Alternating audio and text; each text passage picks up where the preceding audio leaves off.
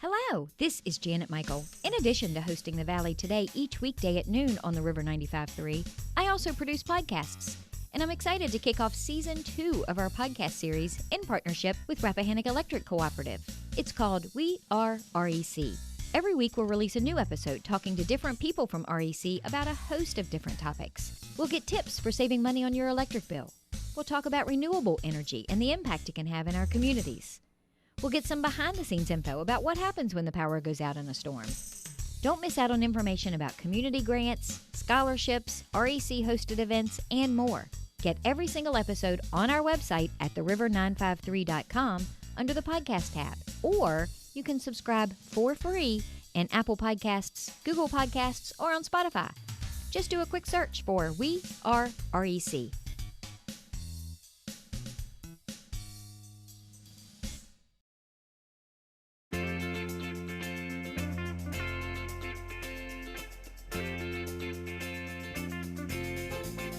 Hello and welcome to The Valley Today. I am your host, Janet Michael. Happy Monday as you are listening to the show. However, we have pre-recorded today's conversation on a beautiful Friday afternoon over Zoom. I cannot begin to tell you how excited I am to introduce my guest sharing a Zoom screen with me today. Dr. Miles Davis is back. I am so excited to see your smiling face. Well, thank you. And you know what, Janet, I'm going to say something that I haven't had a chance to say now in going on 3 years. It's a beautiful day in the Valley. I did not think about that, but you're right. So for those of you that are listening, Dr. Davis was the dean of the Harry F. Byrd School of Business, which recently, of course, changed its name a few weeks ago. He left the community, but he left me and became the president of Linfield College in January of 2018. And that in and of itself, Miles, was a pretty historic moment, not just a life milestone for you, but in the history of the college. Well, it is an interesting historic moment in the history of the college, and we're about to make history again, and I'll come back to that.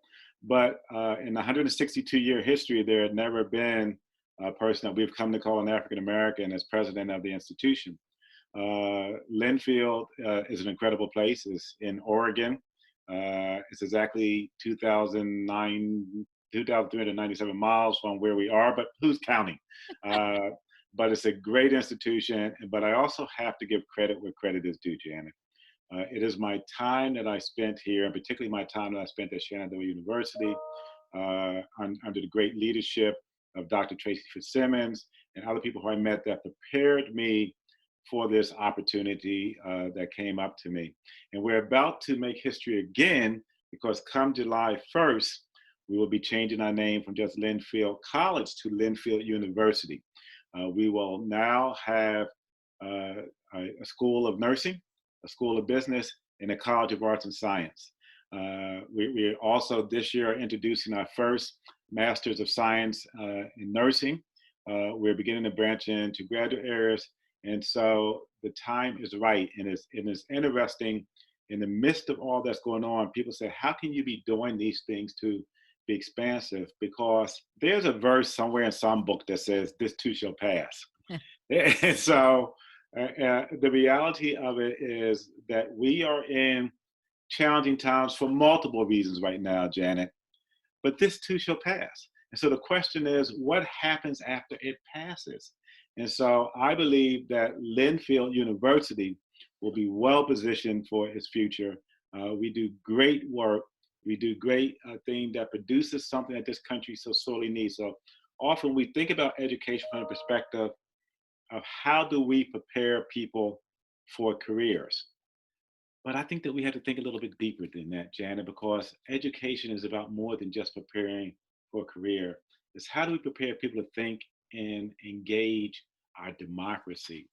Because democracy cannot survive without well-educated people who can think, who can analyze, who can interpret data, who can look at things from a reasoned perspective to do things. And again, I want to be clear.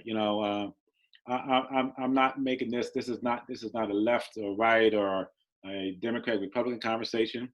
because I have thoughtful friends on both sides of those political aisles. But it is the word thoughtful that is the operative word that I'm looking for. And so in the educational process, and even as we think about jobs, because you and I often have some of our best conversations when the mic's not on. And so I'm going to bring a little bit of that conversation into this. So we were just talking about how you're doing this. You're doing this on Zoom, because when I was here, we would sit across from each other. I love seeing you, having us sit across from each other. But this also presents opportunities for new channels of distribution of information. So now you have this, it's easy to record. And so besides the podcast that people can listen to, now you can also put this on YouTube, because there are some people who like to see people talking, even though I believe I have a face for radio. You and me both. But it's why I put so much effort into the Zoom screen for people to look at, not me, what's behind me. Yeah, so it's okay. And so I think that with that in mind, we have to help prepare people not just to take on immediate positions that are necessary. And let me be clear, there are institutions that are set up to do that, and some of our incredible community colleges and everything else. But we also have to think about, how do we engage people to prepare for opportunities that we don't even know about yet.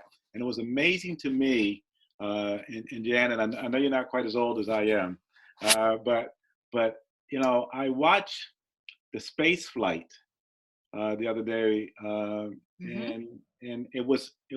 But the big difference, because I'm old enough to remember the Kennedy challenge and sending people to the moon. This was done by a private company, so we don't even know what's going to come out of that. And so we need people who are, if I can use this word, trained to think, as well as people who are trained to do, if that makes any sense to you. Well, it does. And I think being trained to think is more important now than it probably has ever been in the history of our country, because we cannot continue to live our lives the way we've always lived them, whether it's because of a pandemic, whether it's because of what we're seeing taking place with the protests and just the way people think. We can't continue to hold on to that now. And people have to be taught how to think so that they understand all the sides of a story when they're having a conversation with somebody. Yes, exactly. And to be able to do exactly what we're doing now, which is to engage in dialogue. And so one of the things that has become a wonderful tool, but is also a curse, as is most things, there's a double-edged sword to it, is the interaction on social media. Mm-hmm. And so you have people who are engaged in monologues, and they don't know how to engage in dialogue.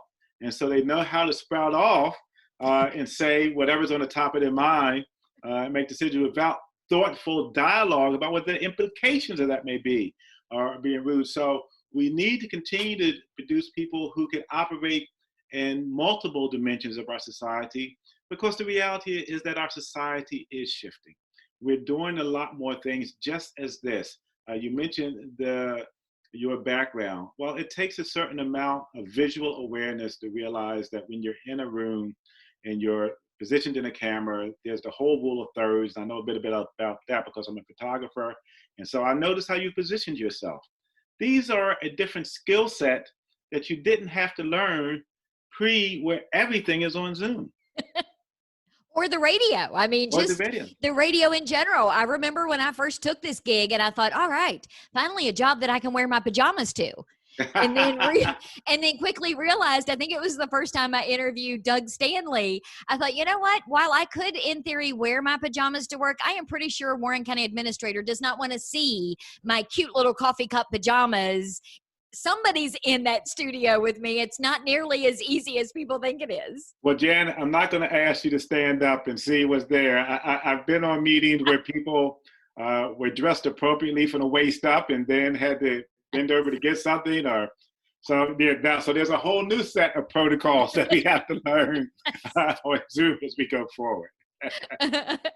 Well, let's take a quick break. When we come back, I want to talk a little bit about your experience at Linfield because you just had to oversee a virtual graduation, which I am pretty sure is not at all something that you had in your plans. No, not at all. I look forward to discussing that once we go to a virtual commercial. A virtual commercial. You'll be able to, though, as Miles pointed out a few minutes ago, since we are recording this and it'll go up on YouTube, you'll get to hear what we keep talking about during the break on our YouTube channel. All the links for that, of course, are in the show notes, which are already up on the website at theriver953.com. But we're going to come back and have a conversation on the radio a little bit longer with Dr. Miles Davis. He is the president of Linfield College and one of my favorite former, I hate to even say former, co-hosts of the Valley Business Today. I am Janet Michael. We'll be back in just a couple of minutes. Expecting to hear a commercial? That's what this is, sorta. First, I want to thank you for listening to the Valley Today podcast. You're one of thousands who listen to the show this way every month. Sometimes it's because our listeners are busy and they want to listen when it fits their schedule, or it's a guest of the show who want to hear what they sounded like when they were on the radio. We even have a few binge listeners who listen to a week's worth at a time. Can you even imagine?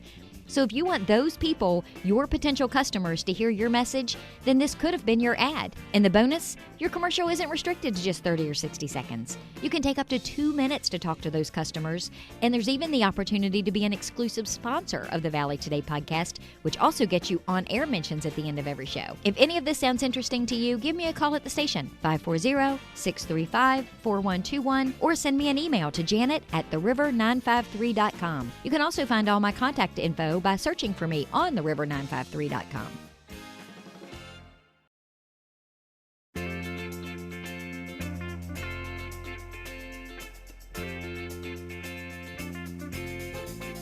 Welcome back to the Valley Today. I am your host, Janet Michael. Happy Monday as you are listening to the show. However, we have pre-recorded today's conversation on a Friday afternoon. I am sharing a Zoom screen with one of my favorite people on the planet. Dr. Miles Davis is smiling back at me on the computer. He is the new, not new because he's been there for a couple of years now, but he is the president of Linfield College. You may remember him and recognize his voice because we co-hosted a show on the third Wednesday of every single month. Dr. Davis was my co-host for the Valley Business Today when he was at Shenandoah University. And we were talking, Miles, during the break about COVID-19 and graduations, because I would think that as a college president, presiding over a graduation is probably the best part of your job. And yet you didn't really get to do that in person this year. Yes. I want to let you know that there were challenges with the graduation, but I approached this not just as a president, but as a parent. I am fortunate that my son graduated from the University of Richmond Law School. By the way, I was hoping to get him off of my payroll this month. So if any of you are looking for a bright young attorney so that I can stop and get him off my payroll, please contact me or contact Janet. He really is a good guy and it would really help me out a lot. So contact me. But I approached it from both those perspectives. And so one of the things that I realized this year, and Janet, it makes me, the word that I heard on the show, Von Klemp, it makes me a little sad. It gets caught up in my throat. Is to see how much students lost. And I'm talking about high school students who are graduating as well as college university students. They lost so much. They lost so much. Because one of the things that we're losing in our conversation, and I'm getting to your point, so please bear with me, is that we've, in this conversation about online education, is that it is the educational experience beyond what is being taught as a subject matter that shapes our lives. And so things like a senior prom, or a dance, or what it means to walk down the aisle, these things are significant. To have your parents, and so at Linfield, we have a significant number of first generation students. And so they're the first in their college to graduate. And so to have the parents there and cheering them on, to take that away. And so one of the things that we did, which I think, and this is not about me patting myself on the back in any way, it's about the philosophy that comes from both being in a responsible role as well as being a parent, because you have to be in contact with your humanity no matter what your job is. And so we asked students and faculty, how could we make this meaningful to you? And by incorporating their feedback, we did a pretty doggone good job. And I know that we did a good job because we heard from students, parents, and faculty, you did a pretty good job. And then even the attendance, we were scheduled to have 507 people graduate this year. There were 500 people online for our virtual ceremony because we made sure that we read everyone's name. And they sent us pictures. If they took a picture of the name, they appreciated. We kept it short, sweet. We called it a celebration. They're going to be invited back to participate in the graduation in 2021 if they're able to. We did a series of events because I want to be clear. We didn't limit it to one thing because we realized that there were restraints on different people at different times. And quite frankly, we weren't sure how the online celebration would go. And so we did everything from a virtual pickup. So at Linfield, we issued a degree at the time of graduation. We don't mail it to them. We give it to them when they walk across the aisle. So what we did was we invited those who could be there who were in the area. We staggered it throughout the day. And I have an incredible team. I have an incredible team at Linfield and who stayed there all day as people came. We had almost 100 people who showed up at different times, and we read their names there, and they got to pick their musical selection as they walked over to get their cover. Some interesting selections, let me just say, it wasn't all pomp and circumstance, Janet. And they got to hear their name. Their families got to applaud. They got to get their picture taken. We had a cardboard cutout of me, so they got to shake hands with the president because we were practicing social distancing, and they loved it. And then we had, see. Okay, wait, there is a cardboard cutout of you because I need that. I need to own that right now. Oh, I'll send you the pictures, and it's in my office now. And so people went up and shook hands with the cardboard cutout of me.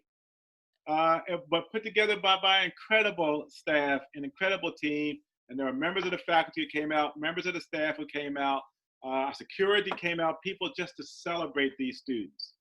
And then they organized something. We have something called the Oak Grove. It's a beautiful campus out there, 183 acres, but we have an Oak Grove. And so every year with our freshman class, we take a picture of the freshman class in the shape of an L for Linfield. What we did for graduation is took the names and invited the students to come, and we wrote their names down and put their names back in the L. And we had 300 people who showed up for that. And then on top of that, then we did the graduation celebration. We also did a virtual pinning ceremony, which is a long tradition in nursing for our nursing students. And so soliciting input from people is valuable. And so that what makes a difference. And then when you hear complaints about when things don't go well, and let me be clear, you don't necessarily have to follow the recommendations of others. I want to be clear. But you at least owe them, one, the responsibility to listen. And then if they provide your perspective, then you can say, I choose to go this way for this reason, because there may be things that you know that they don't know, or things that you're considering, there are budgetary considerations. There are all sorts of things. But the dialogue, as we were speaking about earlier, dialogue is what's important. And people who are impacted always have the right to be heard in decisions that are being made. And I never forget, that why I am at Linfield.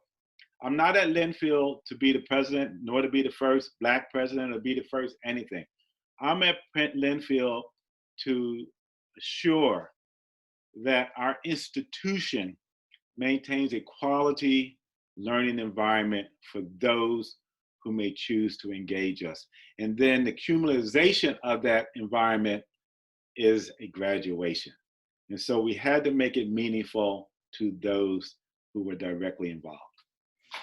And it's so funny to me that as you're telling that story, I am replaying in my head so many of the conversations that you and I have had over the years that relate back to entrepreneurship and for employers, how they treat their employees, how they engage them, how they bring them into a conversation. And you were made for that position. I mean, you were made for the position of being a boss, but of an education. It cracked me up that you were walking the walk, not just talking the talk. Yeah. And let me be clear. As we were talking, it's hard for me to imagine, Janet, that you're not universally loved. I'm not universally loved too. But the reality of it is there is no one who I disrespect. And I respect people and I respect their opinions. And that means that we may never go get a glass of coffee together as I look at your background. We're not going to be potheads together as I look at your background. If people wonder why I'm saying this, because of your background. Yeah, they're going to have to go look at YouTube. But I will always be respectful of you, that I will be considerate of your opinion, particularly if you have a particular area of expertise or if you're impacted. And again, I want to be clear. It doesn't mean that I'm going to go down that path. And let me be clear. I'm not in the position to be liked. I'm in the position because I have to make decisions, but I will never disrespect your humanity. Never. And I respect what you bring to the table. And I think that should be the bigger conversation that people should be having with each other, with people they know, with people they don't know. And I'm going to wrap up the show today by simply doing a bit of a tease. Okay. It says, if you want to hear more of that conversation, Miles and I are talking about having one. So I am hooking him in on the radio to commit to having a regular conversation with me about all sorts of issues. Yeah. Some of it may be race related. Some of it may be around this pandemic and your choice of whether to wear a mask or not. We've got all kinds of topics that I think we can get into. Yes, and I'm willing to discuss that, because one of the things that I think that we are missing in our society today, Janet, which pains me the most, is that we find ourselves talking past each other, and everything takes on a political context from the perspective of if you belong to a certain party or if you belong to a certain tribe, you're supposed to think X, Y, and Z. That to me shows a lack of understanding about your own cognitive capability. There is nobody in the world that you can ask me about, and I know this is hard, and this irritates some people with me. I could talk about what was effective from the perspective of what was done, but I can also talk about what was bad. And that doesn't make, in some cases it doesn't make the person either bad or good. It makes them different from you. And quite frankly, I know I wouldn't want to live in a world with everyone who was like I was, because I'm tiring to my own self at times.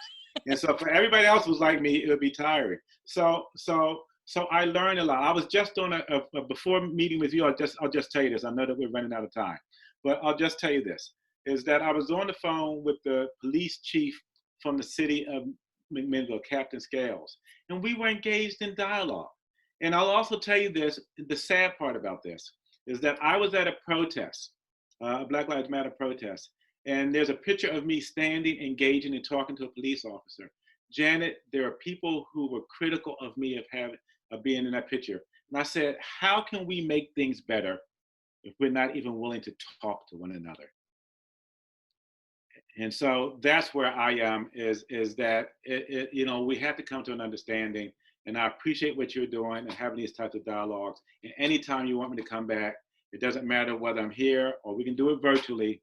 The time zone works in our favor. We can do it. We can do it after midnight. We can do it early in the morning.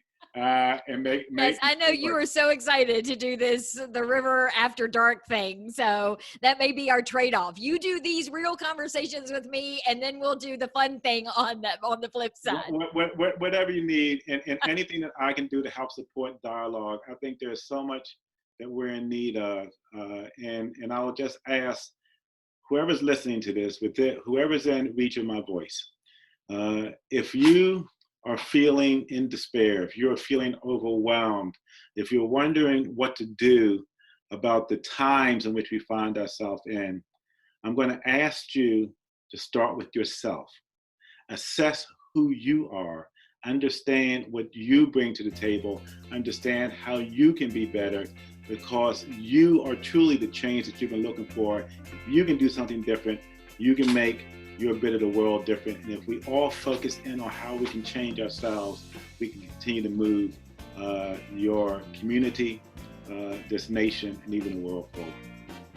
What is it? They say the journey of 1,000 miles starts with a single step. So, well, we are going to wrap up today's conversation with Dr. Miles Davis. I'm devastated that we have to be finishing up. He and I are going to continue this conversation. Better to leave up one more as a drone on, so it's good. I will promise you. Tomorrow is Tourism Tuesday. Let me think for a second. So we're recording this on Friday. Oh, it's Justin Kearns, Winchester Frederick County Tourism Tuesday. Meet me back here tomorrow a few minutes after noon, and I will have that show ready to go for you. Miles, thank you so much for some time today. I appreciate it. Thank you. Be well.